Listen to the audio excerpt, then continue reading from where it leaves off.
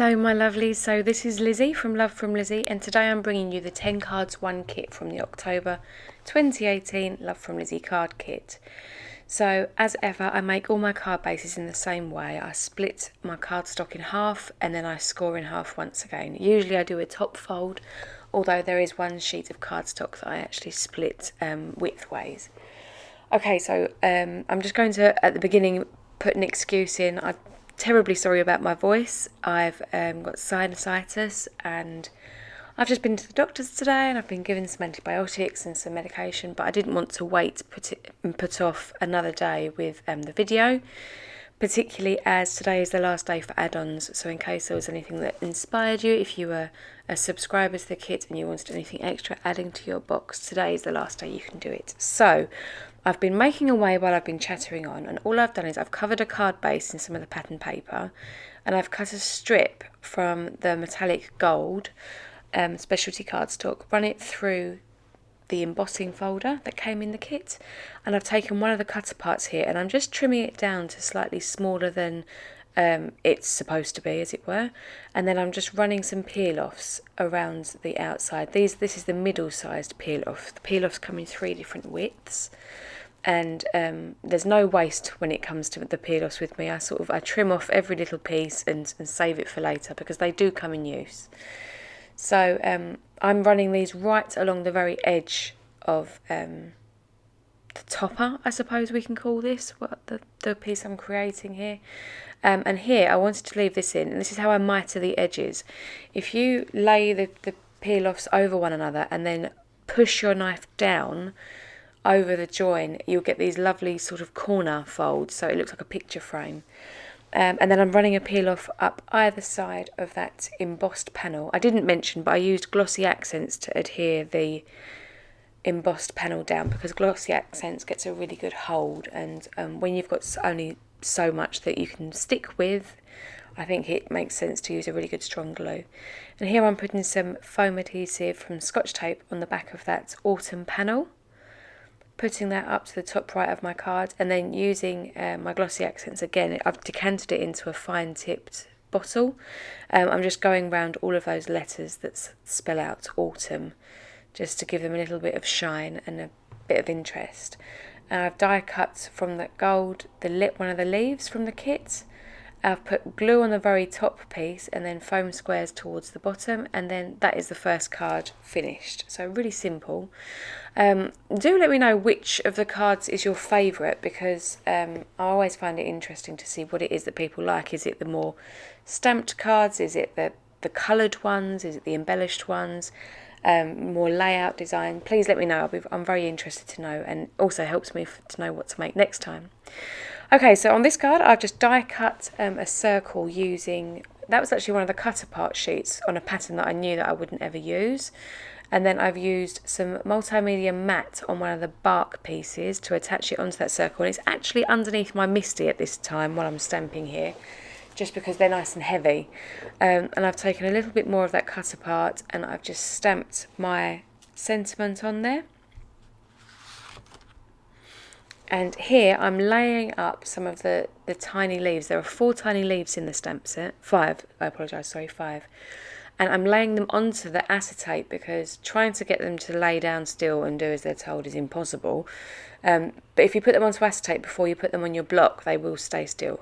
And here, as you can see, I used my anti-static powder tool. I did actually change my mind and I didn't heat emboss these in the end because the watermark effect looked really nice all by itself. So I just kept twisting the block to try to make sure that it stayed relatively random, that the leaves weren't all the same way round. And yeah, I've left this all in just to show you that there's no art. And then I made sure that I went around the edges, making sure that the leaves actually were stamped off the edge of the card to make it look more organic.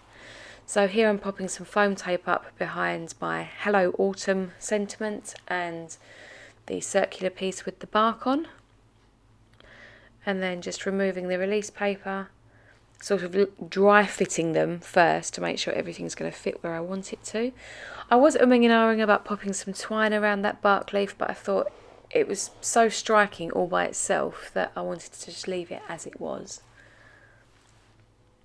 And then attaching down my sentiment, and then I just flip it over and use the side of the card base just to trim it off. And that's the end of the second card. A very basic card, but quite effective, I think, especially with that big topper. So here we go on to card 3. So I've got a cream card base this time, and I'm taking a piece of the orange specialty, and I'm trimming it down just to be slightly smaller than my card base. And here I'm just using a ruler to mark out the centre of this specialty cardstock, and I'm laying my dies because I want to cut 6 leaves and I want them to be relatively even. When I do a lot of my sort of die cutting and placing of ribbon, I don't often measure. I like to do things by eye. It usually works out quite well, but it's also because whilst on one hand it's lovely for things to be perfect and straight, I do like the organic look of a handmade card. So obviously if something's terribly crooked, it sticks out like a sore thumb, but I do like to do things by eye. And here I'm specifically showing you how I do my shaker foam taping. I get a strip, I fold it in half, and I have my thumbs on either edge and sort of flatten it between my thumbs, and then I just cut strips. And the trick to a shaker, if you've not seen any of my videos before, is to make sure that there are no gaps. So because I wanted the sequins to sit up behind those top leaves, I've created wells around each leaf, otherwise all the sequins would drop to the bottom. And then I place them on the card base, roughly where they should be, move them around a little bit to make sure that they will lay flat. I've used my anti-static powder tool on the inside of all the wells to make sure there isn't any stick that's going to hold the sequins hostage. And then here I'm laying that down now, and I'm making sure that I push really firmly along each of where those foam stacks are, just to make sure that it's adhered properly. And here I am stamping onto some vellum. I cheated a little bit and introduced some vellum towards the kit. And I'm stamping my sentiment, which is leaves are falling, autumn is calling. And then I heat emboss that with the Love From Lizi Golden Crown embossing powder. And then once I've heat set that up, I use a banner die, which you could equally just do with a pair of scissors. There's no need to use a die. And then I've used some of the navy twine that comes in the kit, wrapped it around the top a few times and tied a little bow. And now I'm just using some glossy accents just to hold that bow in place. But the joy of having that twine there and the bow is that it gives me somewhere on the back of this vellum to adhere onto my card base, because you do run a risk that the glue will be seen through the vellum if you don't glue the whole piece. And I like, especially with the banner, I like it to be able to float around a little and be quite organic in that respect. So I tape that towards the top at the front, and the joy of vellum is you can still see the shaking going on then behind that banner. It doesn't take away from the card. Now this one, I haven't done ink blending for ages, so I thought I'd give it a little go, and I'll tell you the colours that I'm using, because this is sped up super fast, but I've got wild honey, spiced marmalade, carved pumpkin, fired brick, aged mahogany and black soot.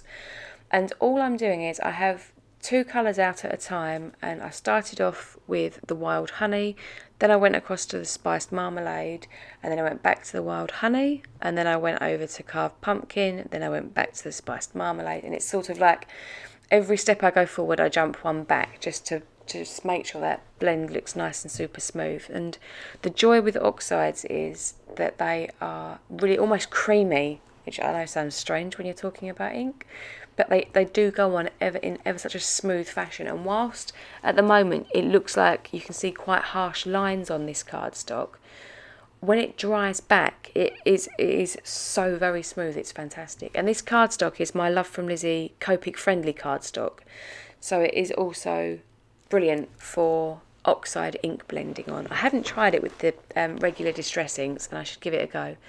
And there under my right hand, to hold it so that I didn't put fingerprints in it, I've used some Heffy Doodle tape, which is like low tack tape that you can use to hold your dies down with, but also it works great to stick onto your fingertips so that you don't put fingerprints all in your ink.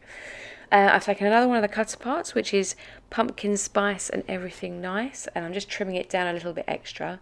And then I use my corner chomper on the smaller of the two corners just to take the edges off, and I'm using my Spectrum Noir Sparkle pen just to go over all the lettering here, just to give it a little bit of something extra special to it. And yeah, this was a bit of a fail on my part here. The ink wasn't coming out of my Spectrum Noir pen, so I squeezed it on my project, and now it's super sparkly. Here I've dragged my Versamut pad around the edge of my pumpkin spice and everything nice, and heat set that. And here I am heat embossing, also with the golden crown, some little pumpkins that came in the stamp set. Now, you're going to be letting on a little secret here. I did promise that I would try a pumpkin spice latte. Because of my nose, unfortunately, I haven't been able to taste much for the past few days, so I didn't want to waste the experience, but I assure you I will have a spiced pumpkin spice latte, and I will let everybody know in my Facebook group as to whether or not I've enjoyed it. Here I've done the bottom half of the card, and it was at this point that I thought, oh, you know what would look really nice is if they were sort of tumbling down as opposed to a solid background, because you've got the gradient in colour. So I've heat set this, and I've left in a bit of an error, if you like, just to show that it does happen to all of us, and also I've left in how I've cleared it up. So I'm just stamping the rest of these sort of scattering pumpkins as they drop from the sky, making sure that I do go off of the edge of the card panel. Oh, and there we go. I picked up the filter, forgot that there was embossing powder in it, and tipped it all over my desk. So I tucked my coffee filter back under my craft mat, and I used a paintbrush to paint it all in. So these coffee filters are fantastic, not just for catching when you're pouring it out, but also for when you spill it everywhere. And then out from under the craft desk, I held the coffee filter by the edge of my desk, and then I just pulled the rest of it off the desk into the filter and was able to pour it back into my embossing powder pot. So, you know, that could have been much worse, but I thought I'd leave it in just to show you that I'm not only here to demonstrate crafts, also how to clear up a mess if required. Anywho, I've heat set that. Now I've chosen a piece of ribbon that I'm just going to wrap around the bottom there, and I use some double-sided tape to fix that down. I'd always put tape on top as well as underneath, just as an extra little bit of security. And then I've used my ATG gun just to attach that front panel onto a red card base. And then I use some glossy accents on the back of my my very sparkly heart. And I use some foam squares on the back of my very sparkly pumpkin pie.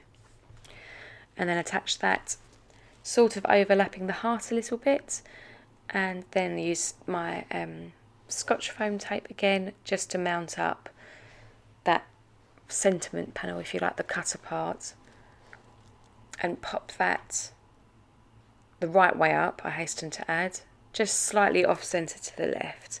And that's the end of card 4. So here's card 5. And this card actually, it changed direction. When I started making it, I'd wanted to use the little branch slices, and I ended up using them on the next card. So this card was completely off the wall.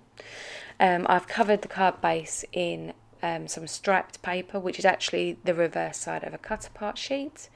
And here I am stamping a sentiment in Versamark, having used my anti-static powder tool to make sure that there would be no static. And as always, and I am using again the golden crown embossing powder. I'm tying a bow here. Now, this is one of the easiest ways I find to tie a bow with a larger, like a wider ribbon, is to create 2 loops and then tie them in a knot. And here I'm using the waste pieces from the shaker card I made, and decided to sort of create almost like a little half wreath around the sentiment that I'd stamped and die cut. And I wanted to use some of these little skeleton leaves. So I took the gold and the copper ones, and I've just sort of fed them in a little bit. And then once you've created the perfect lay, best thing in the world is the press and seal. I had to double check what it was called then. I gave it a good firm press down, flipped it over, popped some glue along where I knew it would sit on the circle, and then sort of tucked underneath and in between. And then looking through the press and seal, obviously being able to see where it goes, positioned it back down nice and carefully, pushed the press and seal onto the circle so that I could flip it over and give it a good firm press as well. And then I removed it, and then I played around a little bit with the bow placement. Did I want it at the top? Did I want it at the bottom? But whilst umming and ahhing, I mounted up using foam tape this little half wreath and sentiment I've created. Pop that directly onto the card base, and I didn't really have much choice as to whereabouts it had to go because it was wider than I'd anticipated. And then here I've attached my bow to the top, and I'm using just a couple of these little iridescent gems to just to give it a little bit of sparkle and shine. So that was the card that I had that went in a completely different direction to where I thought it would. So now we're on to card 6.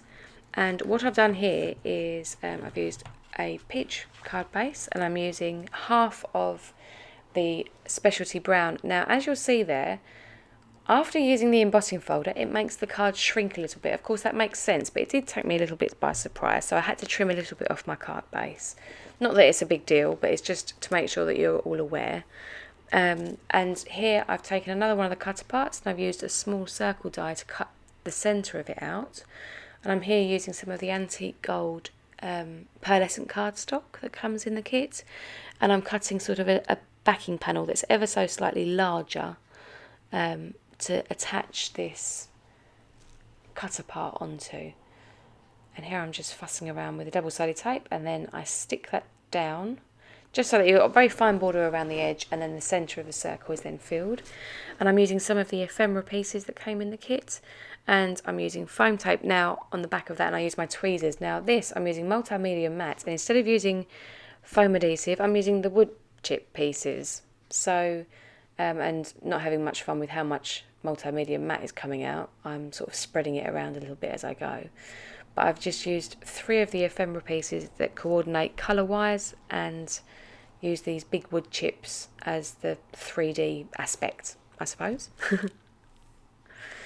So then I used multimedia matte on the back of the panel there, you can see, just because, again, holding on to a dry embossed, you need something with a really good stick. So I've used my ATG gun on the card base, and then flip that up onto its side, because then you know that you've got everything lined up correctly. Then using my tweezers, place that one straight into the centre, and then I use my Spectrum Noir sparkle pen just to go over the heart and a couple of accents of the little centerpieces there, and then I also use some glossy accents over the heart and the berries on the middle one. So that is the end of card 6. So now we're on to card 7. And card 7, I love looking at these sorts of cards, but they're really not my comfort zone, so I'm not sure whether or not I like this still or not. I suppose I'm relatively happy because it's not the sort of thing that I usually am able to do, but I've chosen some of the ephemera here and just sort of built a card up.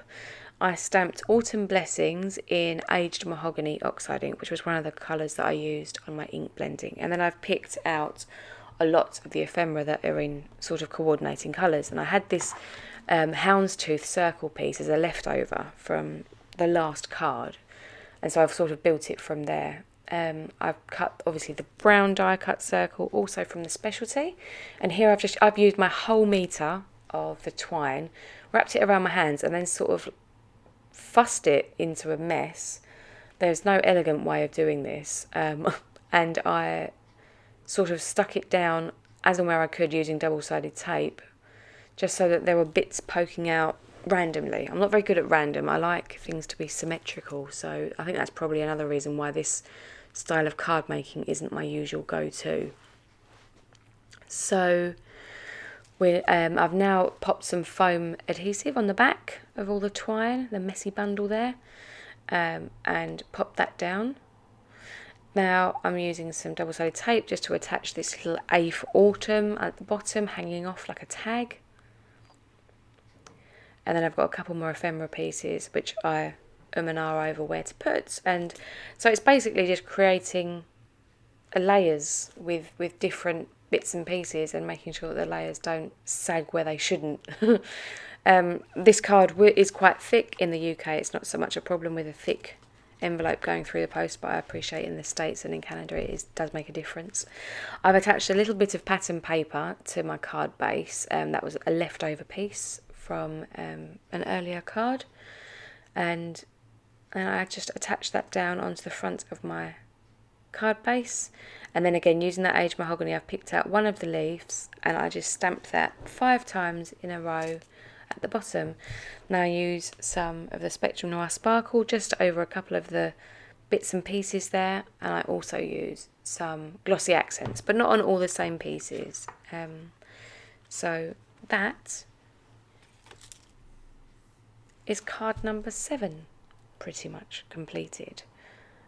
Again, still on the fence a little bit, and I think also if I were introducing more products from previous kits, I think I'd be able to have that finished a little bit in a little bit more of a polished fashion, but I try to stick to what's in the kit. Okay, so here I've cut some patterns paper to be slightly smaller than my card base, and then I've used a small circle die to cut a panel out, then anti-static powder tool, and then warm wishes in VersaFine. And here I'm using Love From Lizi Silver Dollar embossing powder, and usually brown I wouldn't put with silver, it would usually always be gold, but I want this card to be a little bit more cool. So here I'm just covering the whole of that back panel in foam tape because it is paper as opposed to cardstock, and I didn't want it to sag anywhere. And here I'm cutting these tiny little foam squares in half just so they're sitting on the outside edge of that wreath, and then I'm popping that up so that it's 3D around the hole where the sentiment's sitting. And here I've cut a couple of pieces of that tea towel ribbon at a jaunt and stuck them, and this is a bit of card surgery, look away now if this makes you cringe, because I do know there are people that can't see this. This proves that I make my cards on the hop. There is no planning involved. I just sort of sit and play and see what happens. But yeah, I'm using double-sided tape here, and then I sort of just tuck it around back where I've put that double-sided tape in and press everything back down again. And then I've put some double-sided tape on the back of this vase, and then I use some multimedia matte just to get it through that skeleton leaf there, and I use some of the release paper just to spread it about a bit. I pop that onto the card front, and at this point I decide that I want to add some sparkles, and these little berries, these white berries, are perfectly sized, so I've sort of on the wreath and in the sprigs that come from the vase just dotted a few of these little gems around, and that's the end of that card. So now we're on to card 9. Card 9 is this little fox, and it's ever so cute.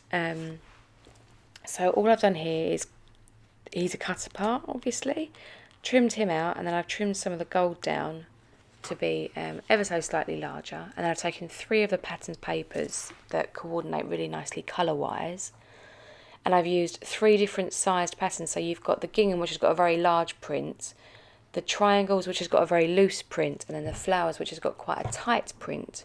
So they complement each other not only in colours but in contrast because of the busyness, if you like, of their patterns. Now I'm covering my card base completely in the ATG, and then I'm going to sort of fit this together like a jigsaw puzzle. So just laying the pieces in, and then once you've got one piece lined up straight, as long as it's straight at the bottom, it will tuck nicely along the edge. And so there you have your 3 pieces. Then I just flip it over, cut off all the extra, and then I use the narrowest of my peel-offs just to run along that seam, just to tidy them up a little bit, make them look a little bit more polished.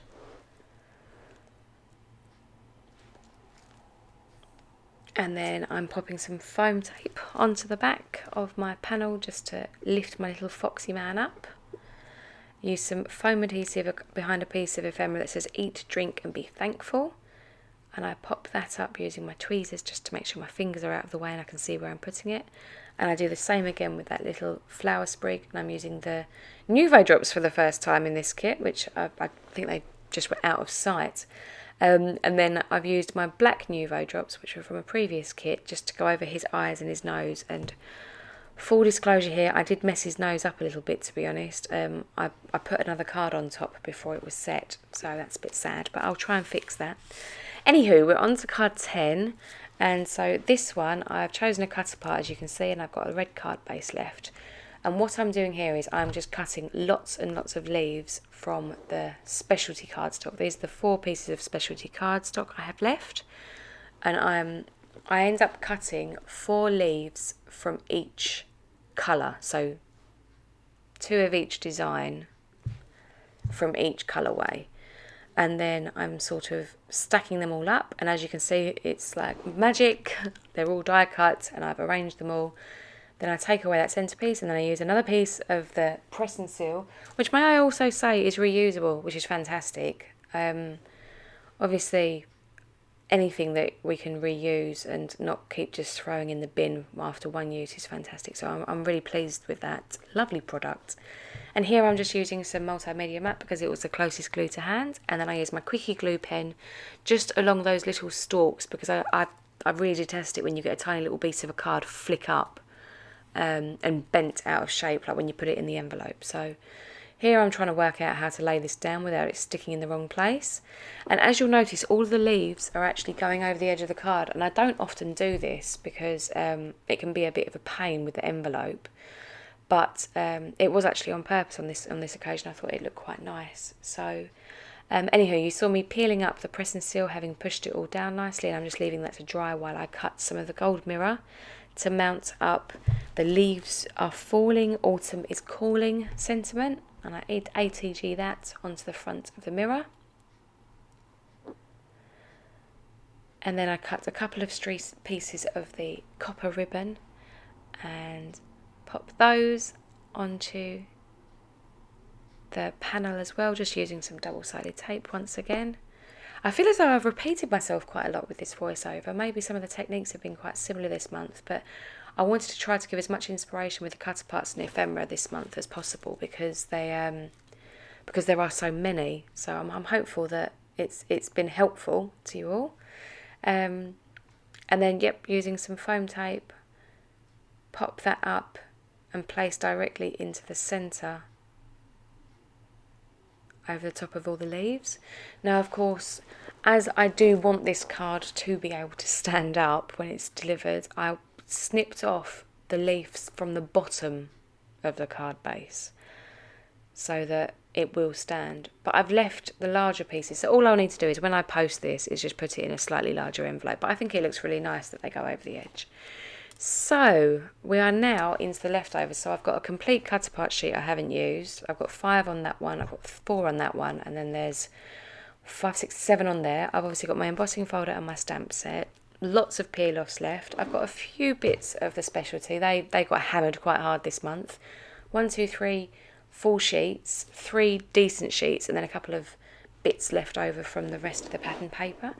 And then embellishment bag, I've still got tons of ephemera. Obviously, I've got my 2 dies, I've got 3 wood chips, I've still got a skeleton leaf, more than half of my gems, 5 bark leaves, plenty of sequins, and my Nouveau drops. And then there's obviously all of the ribbon. The purple I didn't even use, which I'm kicking myself for. And the others there's still plenty of.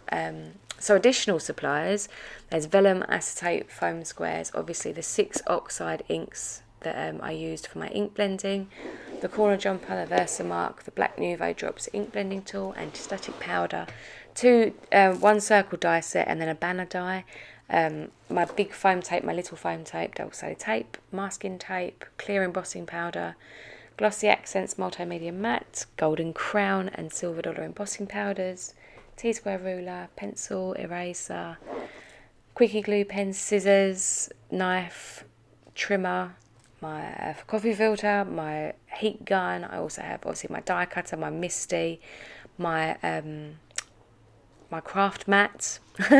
Anyhow, here are all the still shots. Thank you ever so much for sticking with me until the end. I hope my voice hasn't bugged you too much, and please, as I mentioned earlier, let me know which of the cards is your favourite, what styles you like to see, and I'm very, very excited. Oh, to let you know as well that there are still a few kits left in stock. There aren't that many, so if you are interested, do jump in.